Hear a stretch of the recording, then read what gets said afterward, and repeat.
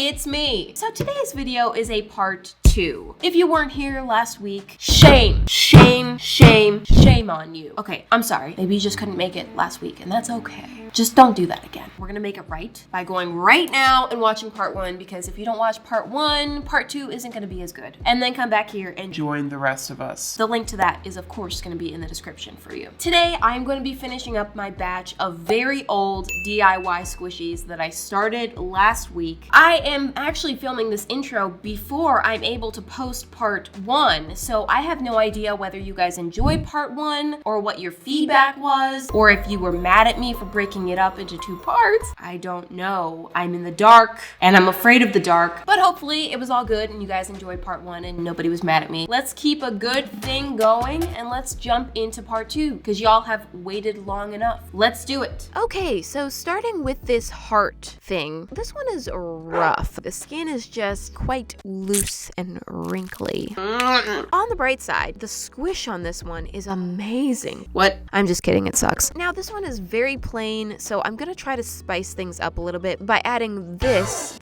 little dollop thing that I found. Look, won't that be cute? Oh, we've got another case of loose skin. See that? See how it's all...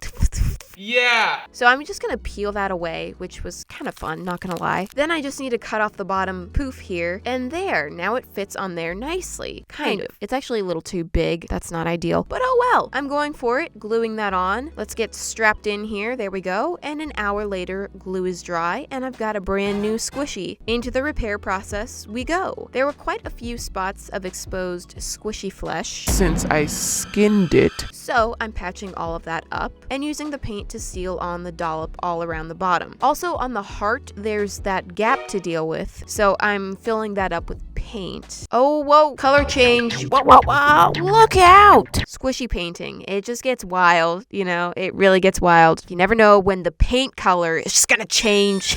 Just ignore me. Now that that's all dry, we can get to the decorating. Here comes the paint. We're gonna go with pink. I made this using a generic heart mold, so we gotta use some imagination to actually turn it from a generic heart shape into something. And since I've been on the baked goods train, I'm gonna make this into a heart cake thing. It's like a mini cake, like a personal cake. You know, like personal pizza, but personal cake. Nothing about it strongly resembles cake. It might have been helpful to use a more typical cake color like chocolate or vanilla so that it would be more recognizable as cake, but I've just thrown caution to the wind and painted it a very vibrant pink. And here I'm gonna go for white on the whipped cream. It's whipped cream, it's white. Then I got bored and I remembered last week seeing that one cupcake with the rainbow whipped cream that I really liked. And so I decided to bring in the rainbow colors. Oh, how they framed the squishy perfectly. I got the chills. Here we go. I'm using the same colors of paint that I used in last week's squishies because I have decided that officially I am creating a coordinated set. I do gravitate towards sets and groups of things that go together. I kept seeing them all together and all the matching and coordinating, and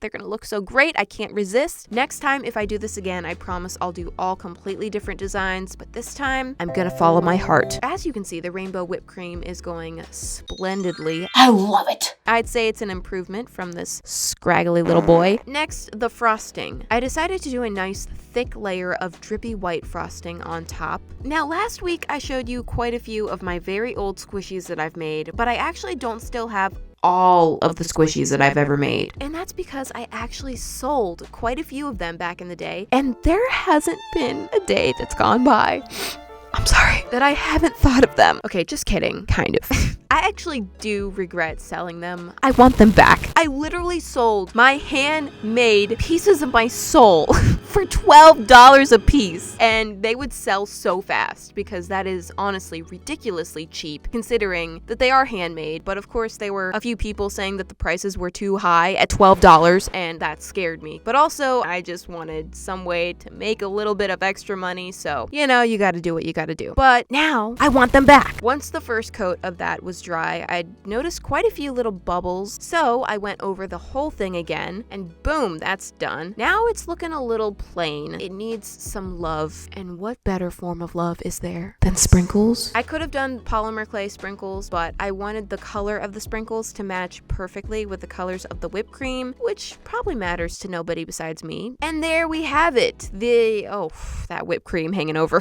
This is not your good side, sweetie. We have the heart personal cake with a rainbow whipped cream thing. This one is cute. I do wish that the whipped cream were a little bit smaller and daintier. It's looking very large, but I still like it. Also, just a quick reminder that the Shelly and Eustace pre-order is still currently open. These plushies are available for a limited time only, so don't forget to place your order if you want one or both of them. Go to the link in the description for all the information. I did take the time to dig through my old squishy collection to see if I had made any squishies with the same shape. I actually only have 2, but I guess I didn't fill the molds up as much for these because they're a lot thinner. I ended up making these into sugar cookies, and I kind of like the old ones better.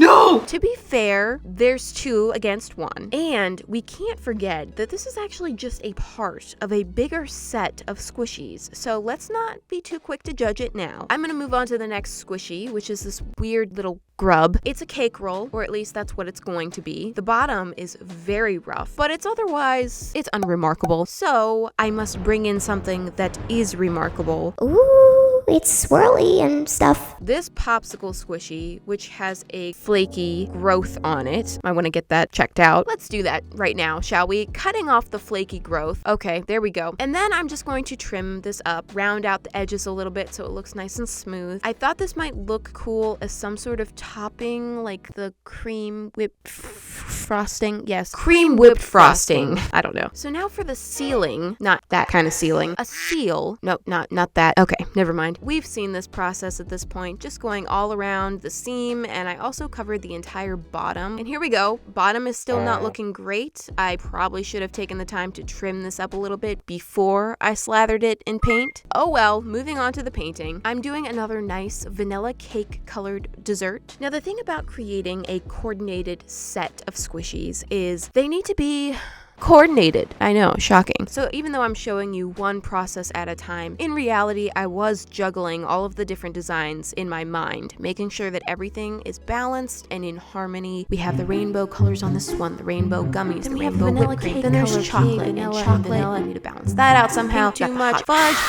Yeah, I was driving myself a little crazy over all of this. Next, I'm going to paint the cream twirl. I should just say it with confidence and maybe people will think it's an actual thing. Yeah, the cream twirl. You know those. Everyone knows about them. I've painted that white, and then I'm going to go and freehand, whoa, we're free, a little cream swirl so that it looks like this cake has been rolled. Although I kind of wish I had sketched it first because they do not look the same. But, not just okay. Then I'm adding some of that chocolate drippy fudge in there as I did on the first cupcake, because the key to coordination is repetition. You have to find a balance between variety and repetition to create cohesion. And isn't that fudge just the prettiest thing you've ever seen? Except me, of course.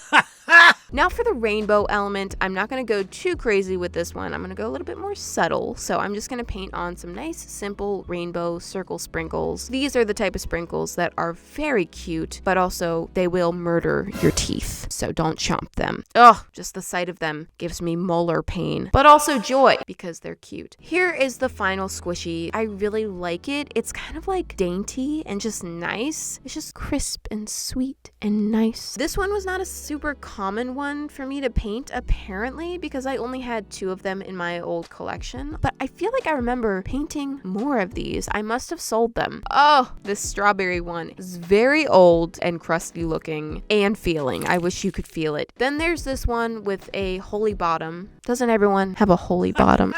I really should have patched that up. And oh, interesting, I actually painted these in different directions. Which way is right? This one is also double the height of the new one that I made. Moving on to the final squishy of the series. Woo! This little heart donut thing. Why do I never know what anything is? I wish I knew what something was. Just something. Anything. This one has a few little rough spots, but I think we can deal with that. Jumping right in to start the patching process. It's time for healing, my friend, and you're gonna feel so much better after this, I promise. Oh, and I just realized this is the only squishy in the entire set that I didn't combine with another squishy. I guess there was really nothing that I could have added to this one. I mean, I could, but it would probably look stupid. I, for one, am incapable of looking stupid. So the paint job, I have to bring back the Chocula. Sorry. It was dumb the first time I said it, and now here I am saying it again. But we have one Chocula cupcake, and we need at least one more Chocula dessert. So I'm painting most of the donut Chocula. That's the last time I'll say it, I promise. Thank you. Excluding the little corner, because on there, I'm gonna give this a little dip action, make it look as if it's been dipped in pink frosting. Now, bringing out these old squishies again really brought back some past feelings. I keep mentioning the squishies that I sold. You may have noticed. They've been on my mind a lot during this process, and I do miss them. To anyone out there who has them, take your $12 back and just give me my babies. This is their home. I just wanted you to know about them because they're important to me. Let's call them the lost ones. Since they've been on my mind, I decided to go back and look at exactly which ones are in this group of lost ones. And I found all the original listings for them. Oh my gosh. Wait, I sold a backpack? The heck? Oh my gosh, look at this.